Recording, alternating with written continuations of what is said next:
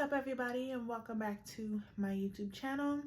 My name is Salandria, and today I wanted to talk about a very interesting topic to me, of course, and that is our, as my favorite YouTube mentor would say, addiction to suffering. And I've been sitting here working with suffering happens on so many layers. It's really crazy. Like when you think just inner work and inner healing happens on so many layers. And when you think that you're done, you're actually not done. Just bear with me. I'm lighting an incense here. I didn't even see you sitting here. But when you think that you are done, you're not done. And doing your inner work is just so many layers. And when you think that you're done with something, you're not done. Like you're really just beginning. And dealing with suffering, we subscribe to suffering in so many ways that we just don't even fathom until we're in them. And it's like when you start this inner work journey, when you start this inner healing journey, it's really just like you get through one layer just so that like you can see how you're doing it on a deeper level and on a deeper layer. Okay, so the biggest thing that came up for me today was like, okay, I realized some areas in my life where I have been agreeing that you have to suffer, basically, or like I have to suffer through this, or not even that it has to be hard, because I don't necessarily think that hard is a bad thing, because there will be things that are challenging. Like doing inner work is hard if you really want to put it that way, you know? Meaning like sometimes you just have to look at things that you don't want to look at. Sometimes it's hard for you to get into your zone with things. So hard or challenging to me is not a bad thing. But when you add in suffering, basically meaning like I have to lose in order to gain something, a part of me has to be dissatisfied, has to lose, has to suffer, has to be harmed in order for me to be worthy of gaining something good on the other side. That is a true addiction to suffering. And it's playing out in our lives, and so it's playing out in our relationships, it's playing out in our careers, it's playing out in our issues with our weight, it's playing out in so many ways where we're just not allowed to have something without having to actually give an arm and a leg in order to receive something. So I'm sitting there today and I'm like, I really got to work on this whole suffering thing. I have to get rid of this suffering thing. And then it just dawned on me, there's nothing to get rid of. You just have to decide to stop playing with the shit. You know what I mean? Like, you think that like you're going to do enough inner work that the powers that be, that the programs that are in place are just going to be like, you know what? You've done enough inner work. Let me stop tormenting you so much. Let me stop making it oh so hard for you. It's never going to stop. You're just going to decide to stop participating. So you just have to decide, like, actually, no, in order for me to make this amount of money, I don't have to suffer this much. I don't have to lose a piece of myself in order to gain this. I know that we say that the world is a give and a take, and it's an exchange, but it doesn't have to be a ripping out in order to receive something that's not even enough to fulfill what was ripped out. You know what I'm saying? And it really just comes when we decide to stop partaking in that algorithm. It's that simple. It's not going to stop, okay? If the evil person is choking you, they're not going to stop choking you because you said, hey, evil person, I'm a really good person and it's just not fair to be choking me like this. Can you stop? And then they're going to like, a light bulb's going to go off and they're like, oh my God, yeah, I'm going to stop choking this person. No, you're going to kick them in the balls. Okay, you're going to reach for your pepper spray and you're going to pepper spray them. And that's how they're going to stop choking you. You're going to decide, I'm not just going to let you choke me. This is not how it has to be. I have other resources. I have other things that I can rely on. I don't have to rely on just this one thing. It doesn't have to be this hard. I can just do so many other things, and you have to be able to see that for yourself, because If you're waiting for the life to show you how great you are, I have learned it's not coming. It's not coming. And then for some people it does come. You don't want it because then everything that you do is based off of the approval of the life and of the world. You don't want things to be from approval from others. You want for it to be approved by you. Other people receive it and they like it. That's great. But the most important approval is yours. And of course, God's. That's the most important approval. And it's like we're sitting here waiting for them to stop doing some injustice to us. We're waiting for them to raise our wages. I'm not going to be able to make more money until, they raise the rate. You know how long you're going to be waiting for that? And then when they raise the rate, they're going to raise the rate of everything. So good luck with that rate raise. You don't wait for anything, for anyone. You don't wait for a corporation. You don't wait for a man. You don't wait, especially if it's like wait for this relationship. We're not waiting for things. We do not have to suffer in order to receive. We're not horrible, mean, bad human beings that aren't worthy. So because I'm not worthy, let me just suffer through it so that I can get a little old bit. Hell no. No, no, no, no, no, no. At some point, you must gain some sort of inner strength, gain some sort of inner dominion as to where you decide, I don't have to, like I said, trade my left arm for my right arm. I don't have to do that. I get to keep both my arms and what you're going to give me too. And the same thing goes for the other person, place, or thing in return. That thing doesn't have to sacrifice itself. So why do I have to sacrifice myself? We don't have to live in sacrifice. We don't have to live in suffering. At the end of the day, it's hard to understand. And we love to blame people. We love to blame our parents. We love to blame corporations. We love to blame all of these things as to why we suffer so bad. But it is our choice to end the suffering, because if we don't choose to stop suffering, the suffering's never going to gain a consciousness and be like, I'm causing suffering.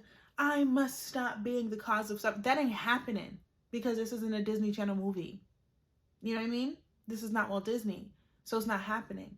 The only way that is going to stop is if you decide, like, listen, it doesn't have to be like this. And it doesn't have to be like this if it's not like this for everybody. Nobody is special. Nobody is lucky. Nobody is like this chosen one. The idea of a chosen one is I chose myself. The person who was chosen, that means that they chose themselves. That means that they chose God, because God chooses you. You choose yourself. You're choosing what God chose for you, which was you. Other than that, there is no chosen one. So if you're waiting to be chosen, it's never coming, because the choice is yours. The choice is yours. The choice is not anybody else's. The choice is not anything else's. It's yours. Same thing goes for when it comes to suffering. It's a choice to decide to stop. And then, of course, it's like, okay, wonderful, Salandria. Okay, so I'm just going to fine, I'm not going to suffer tomorrow. So then you don't suffer tomorrow. And then, of course, you don't know how. Ask God. Ask God. Show me. I don't even know. Do you even know how to live in an algorithm that doesn't include suffering? Of course not. Especially if you've been living in suffering all your life, you don't know. And that's fine. You don't have to know. All you have to know how to do is ask. God, I surrender this suffering now. I'm making this hard. I'm suffering. In order for me to make this low $60,000 a year, I am causing suffering that's not necessary. It's not necessary for me to suffer this hard to make this money. It's not necessary for me to suffer this much in order to be in this relationship. It doesn't have to be hard, and it doesn't have to hurt. But on some level, we believe in order for us to earn it, we have to earn it through hardship. We have to earn it through suffering. We have to earn it through pain. We have to earn it through struggle. No, you don't. There is another algorithm that you can choose where you can receive it. What you give out, you can receive, because I have given out so much goodness. There can be equal exchange. There can be equal exchange where I'm not shorting myself to get a little bit from you. Nobody has to be shorted in the algorithm. And anything that tells you that it does is a lie. Anything that tells you that it does is a lie. Because there is more than enough to go around. But you need to be able to open up your eyes and see, wait a minute, there's enough to go around.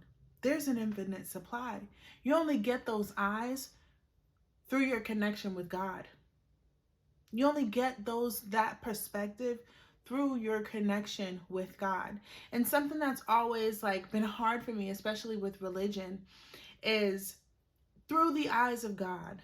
Through my connection and through my relationship with God, I have learned that I am worthy, that I am good enough, and that there is enough for me and for everyone to go around through God.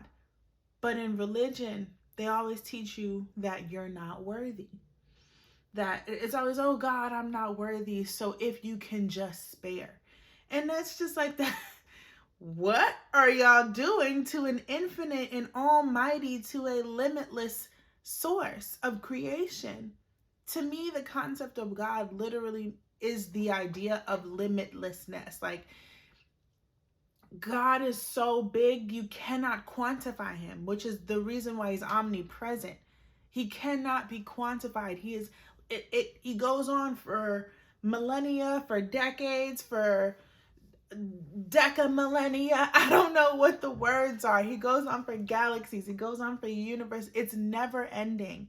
You will never see the end of it in your lifetime unless you disconnect yourself from it. When you disconnect yourself from God, you are living in lack and you are living in suffering, because now you are living in the limitations of your situations and circumstances, which you're never tied down to if you are in the algorithm of God. And a lot of that comes from you no longer putting the world's limitations on yourself. God's not limiting you to anything. You're upholding the limitations of the world on yourself. You're fitting into algorithms that people have placed you in. God didn't put you in those algorithms, and he can take you out of them if you look within to see, like, wait a minute, if you change the glasses, if you switch the perspective, if you change the eyes, you would be able to see, I'm over here lacking, listening to these other lackers. I'm over here suffering, listening to these other sufferers. Everybody is suffering. And there are things happening in the world that are sad, are tragic, that I have no control over and that you have no control over.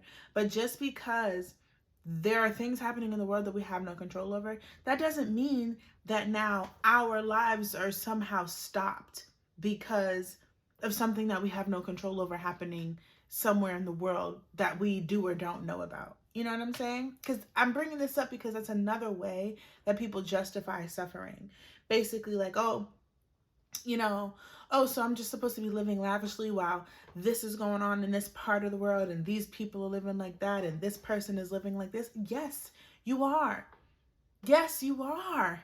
You're supposed to be living lavishly, because if you are, then now you at least have some sort of power, some sort of criteria to be able to go and help and to go and be able to do something about it. You now have something to offer.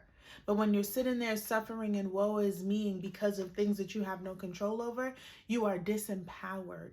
You are in suffering, you are in lack, and you can't help anybody and you can't do anything from there. I know that the world has us thinking like we just have to lift our voices. We have to share our voices. Our voices have to come with something. Our voices have to come with something. We have to have resources. We have to have a means to assist the people that we're looking to assist. If we have no means to assist them and we're like, hey, you people over there, go help those people over there. And I'm going to scream until you people go help those people.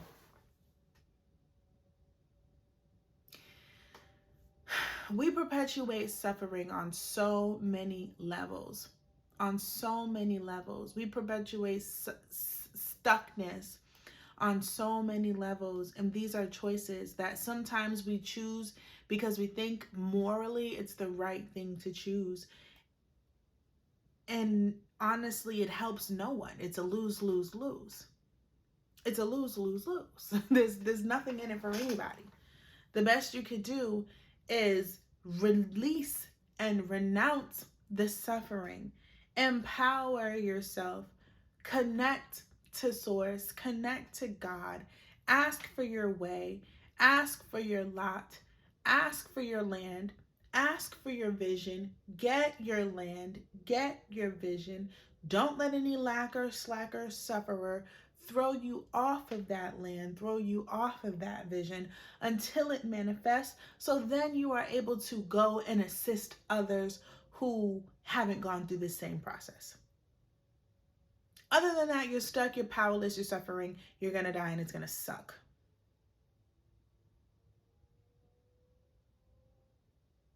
That's the end of the video. I appreciate you guys for your time. Once again, my name is Delandria.